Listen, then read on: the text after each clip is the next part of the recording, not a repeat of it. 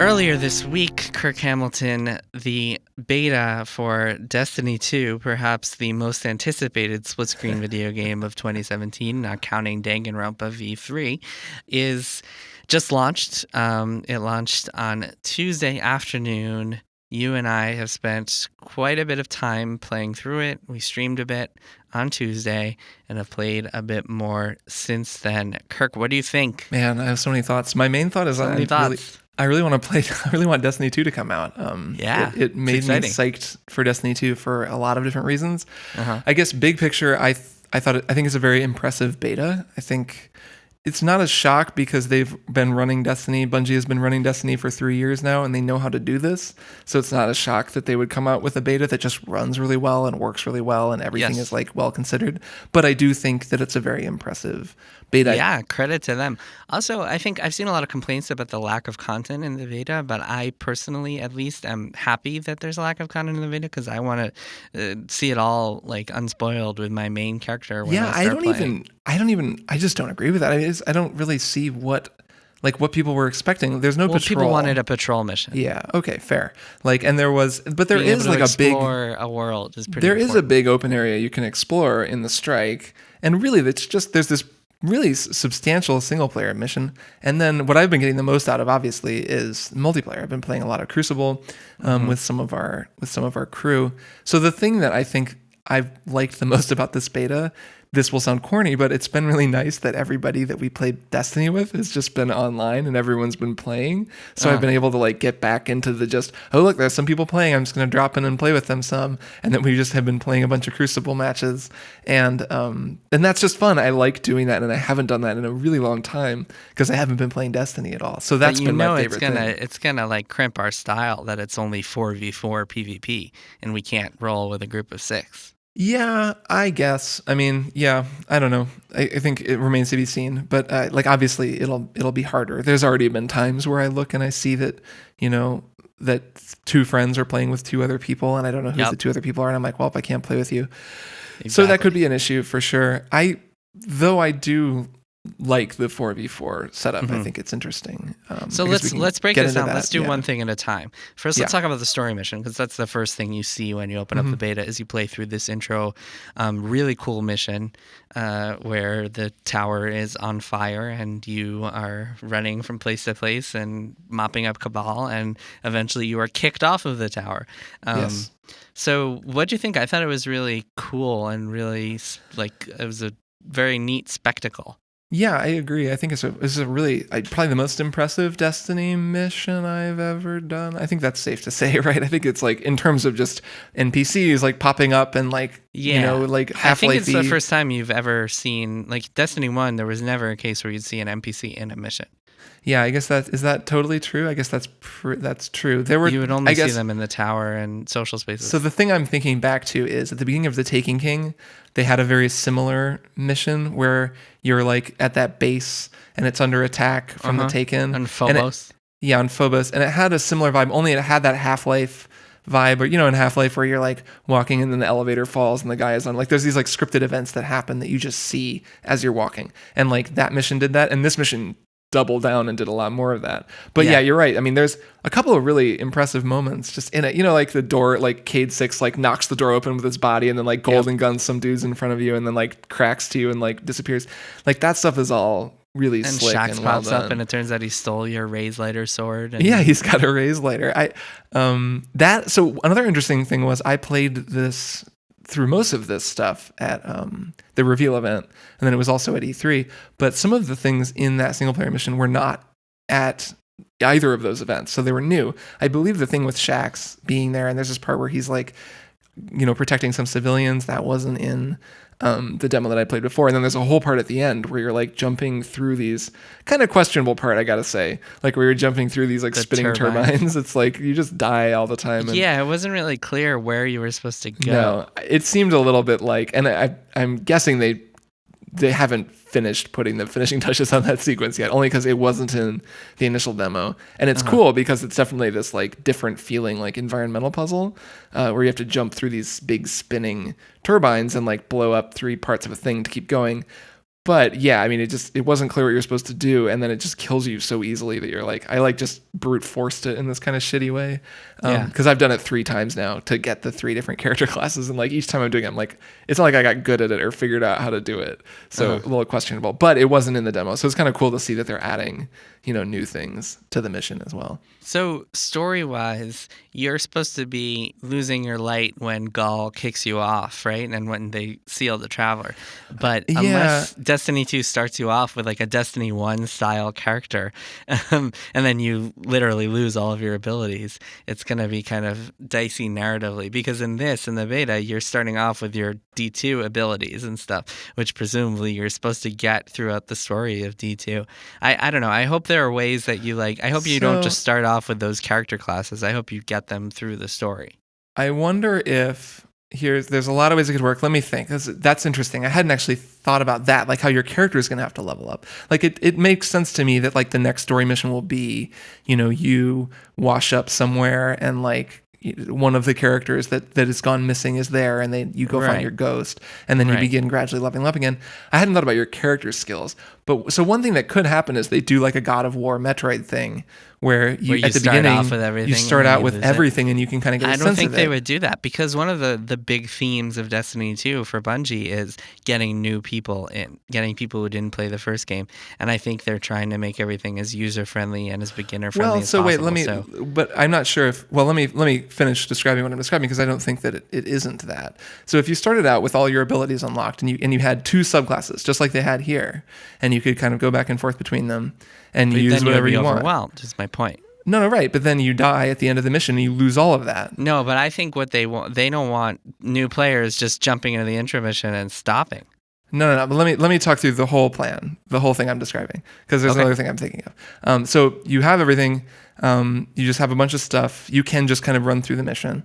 Then you lose it all, and then you level up. The game really starts after that first mission, and because you've only got these 2 classes, there could well be a 3rd class that you then go and get. That's like a whole new thing that's very exciting for like, maybe it's like a different class, because I don't believe it's confirmed that the Taken King classes are going to be in in this game. So it could be they have like a new solar class for, Titans, a new void class for hunters. So I don't know. I don't think that would be overwhelming or any more overwhelming than the rest of this game is for people if they did it that way. And it would make sense narratively on a number of levels, because if you lose your light, you lose all of your abilities, and you would be running through that level. Like, it wouldn't make sense, even what Gaul says to your character, where he's like, you don't deserve the power you've been given, and I'm taking it from you. It'd be weird if you were like a shitty scrub level 1 enemy, and he said that to you, and you're like, well, I didn't even. That's what it made me wonder about. A couple other observations. First of all, I don't think it's a bummer that a lot of little things from D1 haven't been tweaked, such as, for example, not being able to use ammo packs while you're in combat. I mean, I guess we don't know for sure because there were no ammo packs in the beta, but when I use the directional pad and I still see the same emotes, like you still point and dance and stuff, it makes me think that those are not going to be used for heavy ammo packs, and I hope that that changes in the final build. The character progression also seems very basic and limited, so I hope that the final game is more expanded than those current character progressions. I was definitely like, I'm just not clear on how much of that stuff is placeholder and how much is final. It's probably a lot more final than we think.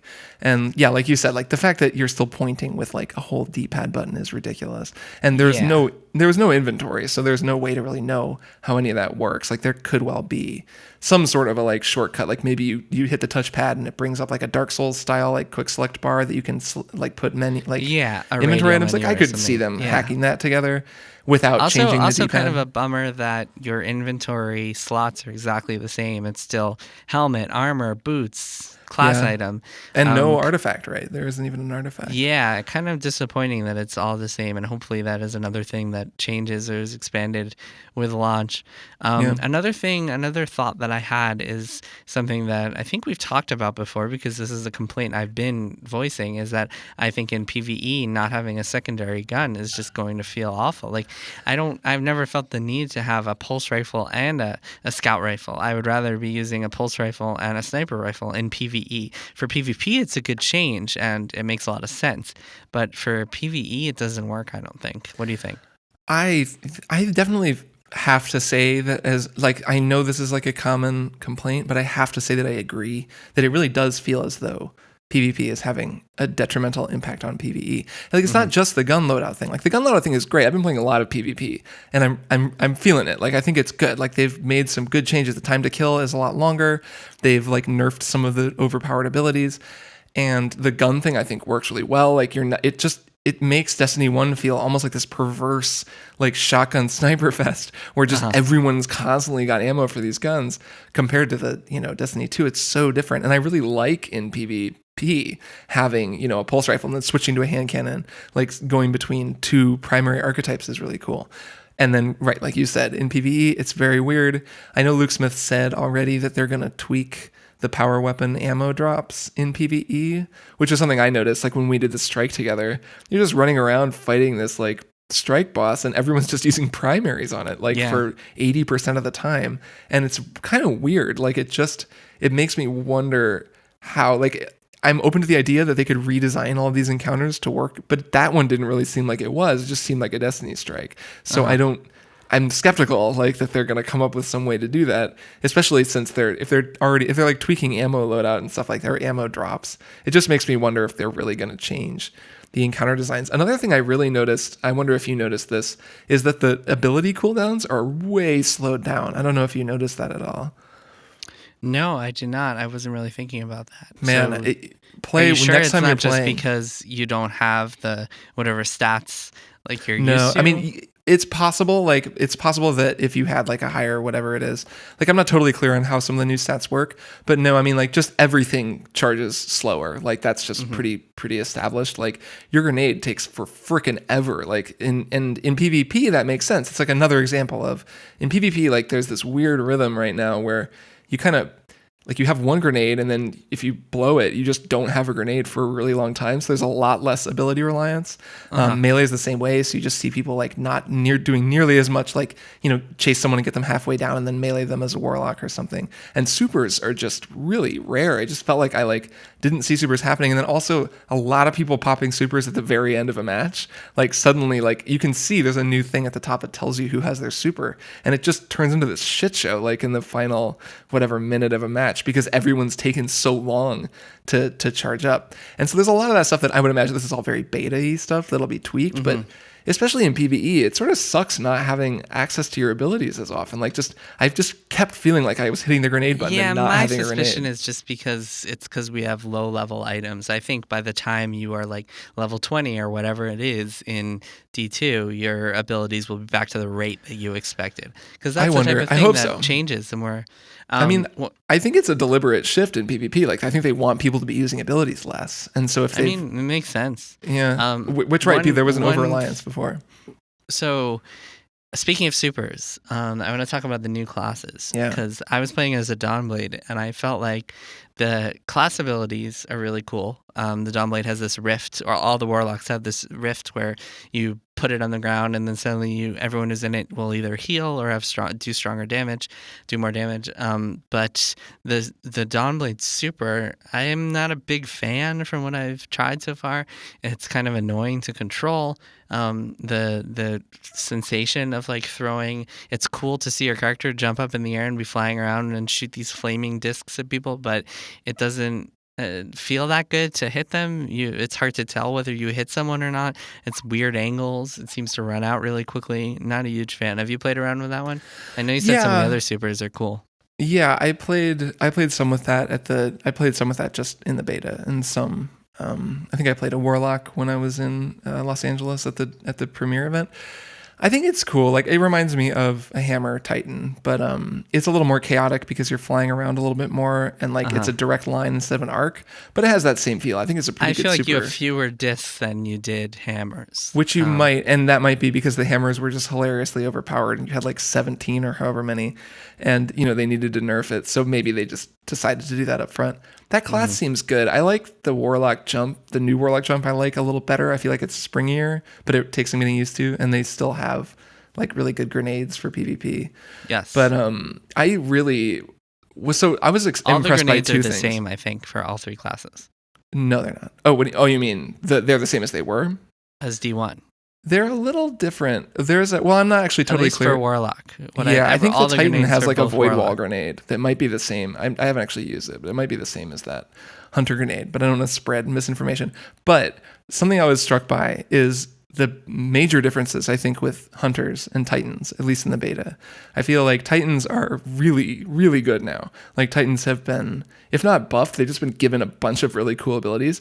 And hunters are really shitty. Or I was impressed by how nerfed I felt, because I played as a hunter for most of yesterday, and I really was like, wow, this is shitty. Like, I am not having fun. I wish I was playing as a Titan right now. Yeah, I mentioned this to you on the stream. It's the Warlock has this cool Rift ability as their class ability. Class abilities are a new thing in Destiny 2, by the way, where you hold down the circle button on the PS4 controller and you can do this extra thing. So the Warlock has the Rift I mentioned earlier. The Titan has a giant wall that he can summon that protects him and allies. And the Hunter has fucking Shade Step where they move to the side a little bit. It's like a worse Shade Step. It's not even as good because you just roll to the left or right. You don't even do the big backspring. Not only is that, well, I'm sure that can be useful in situations. For working with a team, it is like the most useless ability. I wonder if we're going to get to a point where if you're raiding, you need to either be a Titan or a Warlock to contribute. Yeah, I mean, I think a lot of it will depend on the third, if there is a third class, because the Night Stalker has always been the Hunter's like big, sort of like team support class, because it can do the tether, if that kind of thing is still there, maybe. But yeah, I was really struck by how, I mean, basically the Titan is just unbelievable. Like now, the Defender Titan has Ward of Dawn. If you hold down the buttons, you throw up a bubble. Or if you just press them, you get this sweet Captain America thing where you like can hold a shield and rush your enemies, and you can throw the shield and get a ranged attack. And you can throw up this wall. So you have like all of these options available to you. Some of them are new, like 2 of them are new. Like it feels like playing a Defender Titan with 2 amazing new abilities. Where playing as a Hunter, it was like Shade Step is no longer like just a given. Like when you were playing as a Night Stalker, you just had it all the time. Like now it's a thing that needs to recharge. So we've taken the ability you already had and made it a lot worse, and that's it. And then they've also taken away like invisibility, and they've slowed the class down, and there's all these other things about it that aren't as good. And I think that it's funny. I was talking to someone about this, and I like made the joke that it's basically like it's the same as like the Republicans failing to pass healthcare, where like the real challenge there was that you can't give someone a benefit and then take it away. Like that's politically very difficult to do. And like that's kind of what's happening with hunters, right? Is like they were given all these amazing abilities in Destiny 1. And now the only way you can really balance things out is to be like, look, man, like you just can't have like blink and quick hands and like and shade step and like invisibility smoke grenades and like like double grenades and all of this shit that they kept giving hunters. So they just had to nerf them. And it would appear that they really did. Yeah, so something to consider that I just thought of. We don't know anything about how exotics will work or how our equipment will work or how a lot of stuff will work in the final game. It's very possible that they are keeping things basic on a class level, and then a lot of exotic stuff will have cool abilities that actually changes how you play. So you have to think more about your loadout rather than your subclass and what classes you're using. And one interesting thing that they've mentioned and that is not included in the beta is the idea of locked loadouts, which they've said, I would assume, I think the safe assumption is this will be for like whatever the new Trials of Osiris is and like the raid and challenges. Yeah, and sort of hard and Luke Smith was talking about this on the Bungie podcast earlier this week. And yeah, he was talking about how they were playing and like a bunch of them spent like 2 hours going back and forth into orbit and just changing their loadouts various times to prepare for what they were doing. But yeah, it seems like it'll be specific challenges. By the way, they also talked about how the Black Spindle is like one of their favorite quests. So I imagine we'll be seeing more stuff like that. Yeah, I bet. So I'm curious. Yeah, but I really think that there's a strong possibility that, I mean, obviously we have no idea what's going to come in September. And by the way, that's why I'm cautioning people to reserve judgment on this beta, because it's probably so much different than the final game will be. I already saw at least one article saying that Destiny 2 is going to be the game of the year because of this beta, which is hilarious. So I really do think that equipment is going to have a significant impact, maybe more so than D1. just because I think that's a big part of their design philosophy. Yeah. I hope so. At So least. I think that drawing conclusions at least about, I think gives us a pretty good indication of a lot of their priorities and where they're going with things. But yeah, of course, there's going to be a lot of differences. Even, man, I remember even writing tips for Destiny 1 after we had played that game a little bit and be like, it doesn't really matter what class you play. They're all kind of the same. Like, and then, a few months later, having this extremely dense understanding of all of the very large differences between the classes and the weapons, and having that carry across to a sort of a locked loadout for something where, like, when you talked to Luke most recently on the podcast, you guys talked a little bit about the idea of like raid, like having standard roles in raids, like a healer and a tank and DPS, and how he's like, well, we really want every class to be able to do everything. Like, that's kind of always been Bungie's thing, is they want it to be more flexible. But locked loadouts add this interesting aspect to that, where like you're playing one class and each class is kind of versatile and can do its own thing. But then also, if you have locked loadouts, that's another way of sort of establishing like a distinction between classes. You have two people who are sniping and two people who are like on cleanup and like two people who have close range like shotguns, and that's what you wind up needing for, to defeat the raid or something. And so each person like has a role that's not defined by their class but by their weapons, which we've already seen. Like when we would do a raid, we would be like, well, I've got a black spindle, so I'm going to be doing this. But like now it would be locked because everyone would have to like coordinate and decide. And that's actually pretty cool. I think that could be really interesting. Yeah, or it could be really annoying because now you only have one power weapon and then two primaries. So you have to be really smart, and you could just fuck yourself over if you all just make the wrong decision. Well, and then it depends on if there's exotics could definitely adjust, like they could change this whole thing up. Like if there's an exotic sniper rifle like that goes in a primary slot, like suddenly you can change what you're doing. Well, that would be interesting. I mean, maybe there will be exotic sniper rifle that goes in. I don't know. I wonder if like the one thing that they've just refused to do is have different weapons in PvE than PvP. I know. And I understand that decision, but I'm also worried that it's going to hurt the game, especially in PvE. But so as for PvE, one thing we haven't talked about yet is the strike, which is really cool. That was a very cool strike. I enjoyed that quite a bit. It was challenging. It was fun. It was a really cool boss with some interesting layers, literally. Some cool mechanics involving man cannons, as you like to call them. Yes. Yeah, I think the strike is cool. I don't know. I think that strike is like a mixture of like cool spectacle. There's huge drill bits that you have to run around, and the man cannons are fun and just launching yourself around. And also, I did think that the strike is like kind of overly familiar, or at least there are parts of it where I'm like, okay, I'm shooting Vex, and there's just these Vex bricks behind us, and it just looks like anything from Destiny 1. Like that was, I'd say the times when this game has felt the most like Destiny 1 to me are during the strike, like during some of the fights that you have. But yeah, in general, I think pretty cool. Get used to that. Get ready for lots and lots of that when you're playing through the final game. Yeah, I wonder. I hope not, but I wonder. But yeah, I think it's generally, not even a question. We already know that this is like, D1.5 is an accurate description of what we've seen, and I'm very excited for Destiny 1.5. But this is very much like, I guess the question is of D1. Right, but the question is which Destiny 1. Will it be more right? The new Destiny 1. I know. Right. I think this is like it's year 4 of Destiny, and I think that's a good thing. I think it'll be a really good game. Part of me wishes that. I mean, again, I'm reserving judgment because they could have all sorts of surprises up their sleeve. There could be a new race that we don't know anything about. There could be new gear slots that you open up as you're playing. I don't know, but from what we've seen in this beta, it's very, very familiar. Fun. Yeah, I think familiar.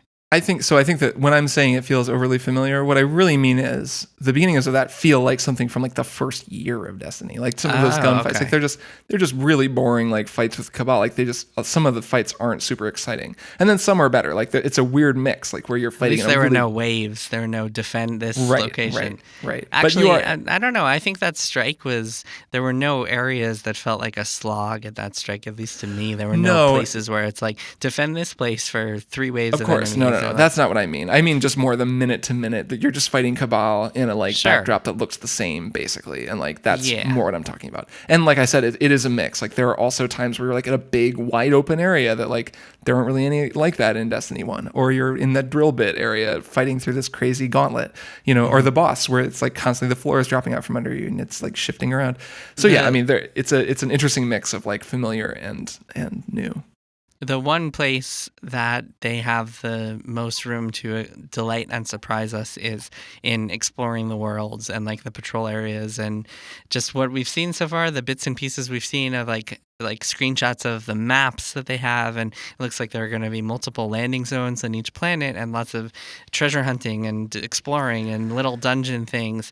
I think that has the most potential to make it feel like a different game, and if they really execute that, if they have made that stuff really cool, I think then this will be really great. Did you see the thing that people had figured out? There's this whole combination of enemies that if you kill them, it like activates some of the cannons and you can launch yourself to an area you can't reach. But like I know that's just like a glitch in there. There was nothing there. It was right, like of course. Weird... But I'm like, but that sort of thing, like it just makes me think about the stuff people were doing to get what was the No Time to Explain, the like exotic version of that, like some of the weird. Okay, so now we have to like kill this guy, but not that guy, and like before the timer runs out, we have to race here and get that, and then that'll activate this door will open finally, and you can go in, and then once you're inside, like.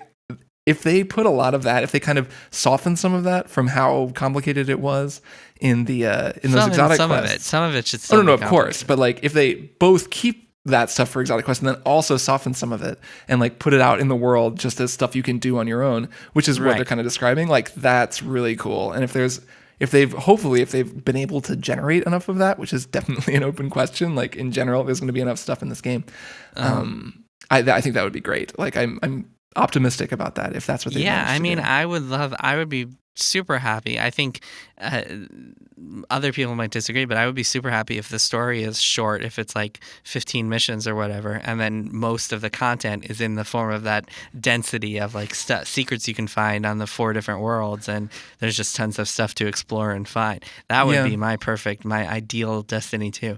I think Bungie probably didn't want to go that way because then reviewers would all be like, oh my god, this short story is so short, 6 out of 10. But that to me is the ideal scenario, and I think that a lot of that will still be there. And that's what has me the most excited for Destiny 2 is 4 areas that are all like the Dreadnought, full of secrets and cool stuff, and hopefully they deliver on that. But it's fun, familiar, fun Destiny. The mechanics are still as good as they've ever been. The shooting still feels as good as it ever has, so can't complain about that. So we should talk about PvP. I played a lot of PvP yesterday, more than I was expecting to. You and I played some when you were streaming, which is a little bit messy and just sort of an introduction to the new Control game type. Yeah, so something I noticed, I didn't mention this to you on the stream, but at the end of the match, I saw that it was like defeats, and I had 18, and you had like some lower number, like 15 or something like that. Yeah. And I thought you had gotten a lot more kills than me, so I was confused. And then I looked it up online, and the designers were saying defeats are if you contribite to a kill. So it turned out that I had contributed to most of your kills as well, which is why I got all the credit. So it looks like that everybody's getting credit for kills and not just the person who killed. That is confirmed. So there's a good Twitter thread from Andrew Weldon, who is I believe a designer at Bungie. He did a big thread that was like, he was like, here's all the new stuff that's new, and specifically in Control. He didn't talk about the other new game type, which I played a bunch of and is also really fun. But for Control, there's a lot of interesting little tweaks. First off, I think it's interesting that they changed the verbiage from killed to defeated. So, which is, I think, also an Overwatch term. So, and this is also very Overwatchy, is that if you get damage on somebody and someone else kills them, you get the credit. There is no kill credit. Which is great because it's so easy to just steal someone else's kill and get the credit for that. And like it kind of affects your KD. And I don't know whether there will be a KD like still being calculated behind the scenes of this game or not. But the whole thing with the stats where it's like kills where you're holding 2 points or kills where you're holding 3 points, and like each one is sort of counted separately, and it's all just how you contribute to your team, I think is pretty cool. And another interesting little thing was that only one person needs to stand on the control point. And so it doesn't go faster. So you don't all wind up just standing there weirdly. Which nobody in the beta knows. I know, like I couldn't even remember. It's so ingrained at this point. It's like, okay, we're taking this point. Everybody get on the point. And then like, Yeah. you sit there, but you don't have to. So one person does and the other people cover. And given that you're playing with 4-person teams, it definitely changes the dynamic quite a bit. And then also there's no neutral state except at the very beginning. B is, so you start with your team has A or whatever, their team has C. You already have it, and then B is neutral. That's the only time one is neutral the whole game, which I thought was kind of interesting. So if you're taking A from them, it just kicks over to yours immediately. You only take it once. So it also speeds up the pace of control quite a bit, which I think is interesting given that the game itself, like each gunfight is a little slower, I thought. I thought it takes a lot longer to kill someone. And it seemed like it felt to me like I was able to escape a lot more gunfights. Like if I was on the losing side or someone saw me first, I was able to kind of get out of there a lot more often than in Destiny 1, which could be for a lot of reasons, I guess. But that's kind of how it felt to me. Yeah, agreed. Part of it could be because we all have shitty weapons and everyone's still getting their bearings. Playing as a hunter was a bummer, partly because the hunter just wasn't doing it for me and didn't have the abilities I wanted. And also just because it's funny that there is loot in this beta, like that you get drops after each match that then you just keep. Like you can go out, I've made 3 characters. There's a little character selection screen and each of your characters like has the saved loot that you can go back and get. So it's almost really like this little capsule version of Destiny 2, which kind of cracks me up. Well, because they're probably trying to test those systems of course, against the server load as well. Yeah. Oh yeah, no, I'm sure it's not for no reason, but it's kind of funny that it really is. You can have 3 characters just like in Destiny. But my other characters like got better guns, like the pulse rifle's really good, and there's this like energy hand cannon that I really like, and I just didn't have those when we were playing, and it was just terrible. Like I just felt like I was playing with just these weird garbage weapons that I just could not get a handle on. And the minute I started playing with the pulse rifle, I was like, oh yes, like God, this is what I'm used to, and this is what I like. Yeah. But I liked the new control. I thought 4v4 on those. I thought that map was fine. I didn't So what's the new mode? I didn't play with the new mode. It's called. It's the one that was at. It was at the premiere event. I believe it was at E3 as well. I'm forgetting the name right now. It's called like I'm stupid. Destiny 2. I'm gonna Google it. New PvP mode. It begins with a C. Countdown. So it's basically Counter-Strike. It's like, terrorists and counter-terrorists or whatever. Like, so one team has to go to one of 2 spots on the map and plant a bomb and then defend the bomb until it goes off. And then the other side has to basically just deactivate the bomb. It's a little bit like Salvage too. Only it's like the set 2 spots on the map. So each game begins, it's very like team coordinated. One thing I appreciate is that they've added callouts, like callout names to your map. So you'll see like the location that you're in will be located right under your radar. So you can be like, like I'm in the whatever they're called. I can't remember, but like everybody has agreed upon names to begin with. Yeah. And then also like the 2 spots have their name on the HUD, like written underneath them. So if you're like on assault, you kind of pick where you're going to go and then you rush in there and you kind of try to clear them out and fight them off and you set the bomb, then you defend it. It's really, really fun. I liked it better than Control just because it felt fresher to me than Control. And I don't know, I've played so much Control in Destiny 1 that I just get a little sick of it. It's nice to have a new mode. Yeah, are there other new modes that like they haven't revealed yet? I assume there are, right? I hope so. They've really it sounds very limited. I believe they said Rumble was like out, I think. There were definitely some modes. Well, because it's all 4v4. Right. And there are definitely some modes that were in the original Destiny, they're out. And so Rumble is 6 players, right? In Destiny 1. And I think that there's just no Rumble at all, like anymore. Like, there's no free-for-all mode. I'm pretty sure about that, not positive. But I know that I know it's more limited than I had thought it was going to be, or at least the stuff I had seen, which was surprising to me. I was like, really? I kind of wonder. Like, I wonder if they'll introduce some over the next few months or whether they're just are going to be more than they've announced so far. I kind of hope so, but well, I'm excited to see what the new version of Trials is, whatever it may be. Yeah, I hope that'll obviously be good. The thing I'm most excited about is the new raid. Yeah. Whatever that is. I assume it's a Cabal raid, which will be really exciting. Yep. First Yep.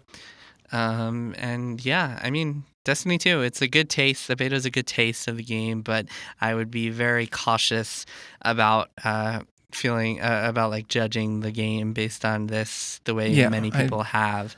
I would caution against that. Yeah, I really just either for good or for bad. Yeah, there's just no you can't know. It's I don't know. Think back to the Destiny 1 beta. Like there's just so much will change for the launch game and then over the course of the game's life. Yeah, I think, that's the thing. Even 2 weeks into Destiny 1, it felt like a different. The thing that yeah, I'm remembering and the thing that I know is going to happen is that like everyone's going to post their D2 reviews 2 days after it launches, like they did last time, yeah. and it's going to be like, oh my god, 6 out of 10 from people who don't understand the game. And I like the voice that you do for idiots. yeah, that's my Oh my game God. reviewer.